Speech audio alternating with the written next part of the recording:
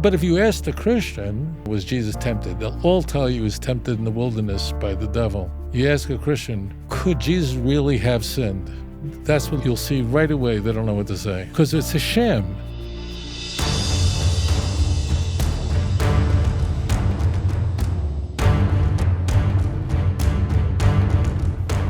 Igor, go ahead. You're live on the air, brother. Thank you, William. Hello, Rabbi. Hello, William. Thanks a lot for taking my call. In Jewish and Christian theology, Rabbi, the level of protagonism of the figure of Satan is very different. In Corinthians 4:4, it says that Satan is the god of this world. And please correct me if I'm wrong. Nowhere in the Hebrew Bible, Satan has such powerful protagonism. So from what I have researched, Satanism as a cult or as a religion buys into this Christian image of Satan, not the Hebrew one. In other words, they buy into the New Testament vision, but they are on Satan's team instead of Jesus. So for Satanism, right? Okay. Exactly. So my question is, do you think the New Testament is the root cause of Satanism existing as a cult? In other words, do you think that the Jewish vision of Satan by itself would be enough to create a religion based on Satan? That's like saying, when ants aggregate, it causes humans to have picnics. So just the cause and effect is we have to reverse that. Reversing that means the following. The dualism, the idea that there are forces in this world uncontrollable, some of them very good, and some of them inexplicably horrible. There's clearly multiple forces at work that are not cooperating with each other, but rather independent agents. We see this in Zoroastrianism, a very influential religion, Persian religion, but it's really all over. And it's understandable. In the ancient world, they didn't understand that. They didn't, microbiology, organic chemistry. They didn't understand that we're all made of the same stuff. So it was inexplicable. Like I just married a beautiful girl, and 3 months later, she's dead, and I don't know what happened. That's this world. It's a world of injustice. Bodies are corrupt completely. That's why the physical resurrection of the dead was unknown to the world prior to Judaism. There was always to the best of my knowledge, the vast majority of world religions believed in an afterlife in the ancient world. Almost all of them did. They just didn't think that you would come back to this physical, wretched body. And that was Paul's view, because he had a Greek view of this, and that it was a different spiritual body. So they saw the celestial world as perfect, and this world is broken. How many sicknesses did you have in your life that if you didn't have antibiotics or appropriate medical, you'd be dead? And that's what people saw around them. So the idea that there is a devil, because people died and there was no reason for it. Good people died and wicked people flourished. And there was just no explanation for it. People didn't know they were dying from their teeth, which they usually did, infections and so on. So this was the world that worked very well with Paul's view. And that is, it was kind of a Neoplatonic view. And that means the upper celestial world is perfect, moves with symmetry, you can predict where the stars would be each night. Today, this art is largely lost among us. We live in cities where we can't even see the stars. We don't need them for information. We have internet, we have a cell phone, we have a watch, we know what time it is. We don't need any of that stuff. But in the ancient world, they were very, very aware of where and everything was perfect. And look around you, broken bodies. And so this is what influenced Paul. Paul not only wrote in Greek, he thought in Greek. The Torah, Tanakh, always reaffirms that God is the creator of all things, and that when you see good and evil, just know it's all from me. In fact, in the very same chapter where Cyrus, who was the king of the Persian Empire, Cyrus the Great, he is chosen. God says he's my Mashiach. He's going to live in 200 years, but he is my anointed to give forth, to restore the Jews. He doesn't know my name. And don't question me why I use individuals like that.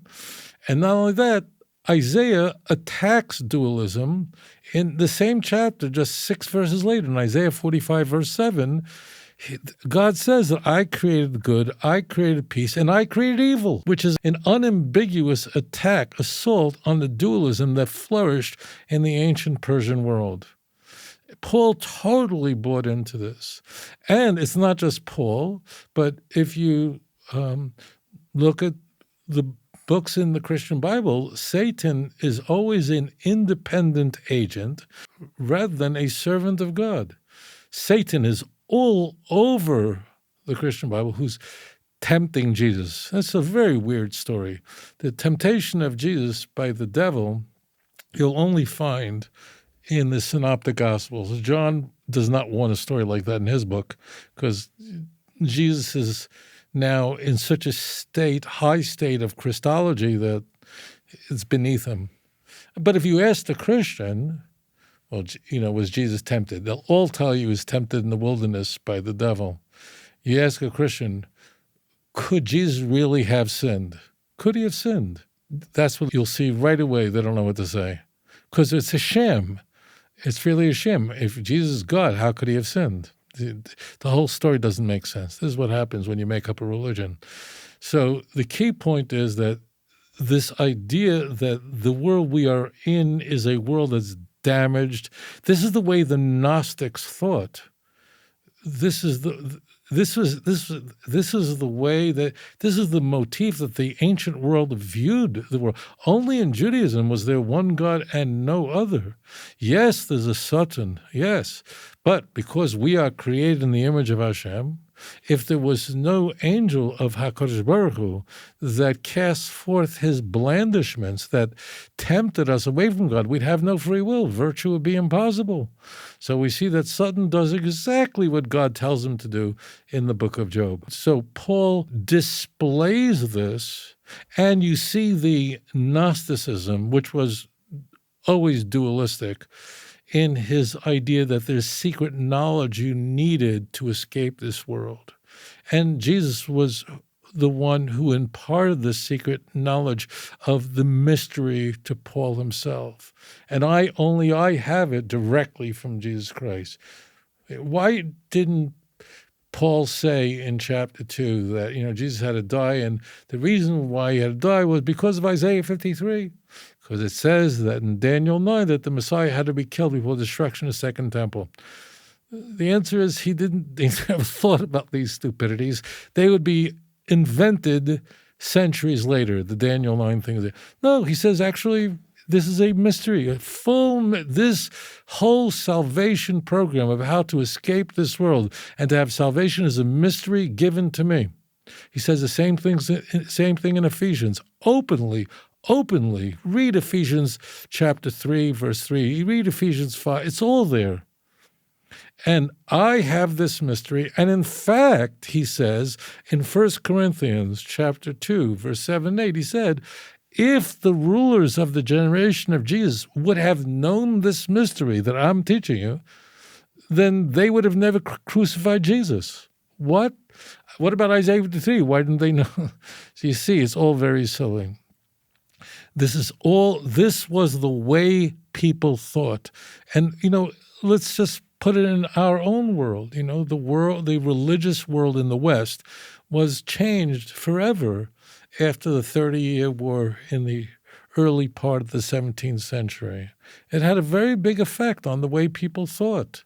And the motif of the way that people viewed religion at the end of the 17th century and 18th century was dramatically changed. Why? Because for 30 years, Christians killed each other.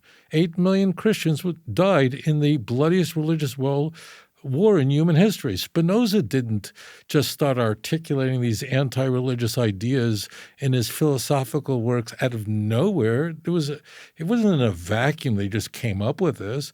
It was because of the worldview that had spread throughout the West. So that's our world. In fact, the most anti-religious ideas and the criticism of the Bible would thrive in the 18th and 19th century, where you would expect it. Germans. Why Germans? Because Germans were the ones who Germany was eviscerated in the 30 War that spread from 1618, 1648. What am I trying to explain?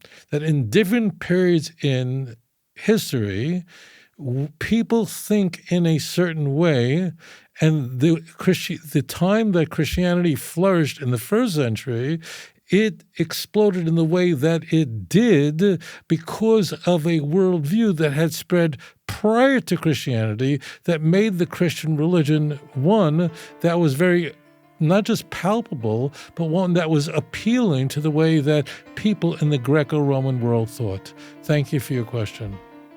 If you enjoyed this program, please like and subscribe. אדון עולם אשר מלך בטרם כל יציר נברא ואת נעשה בחפצו כל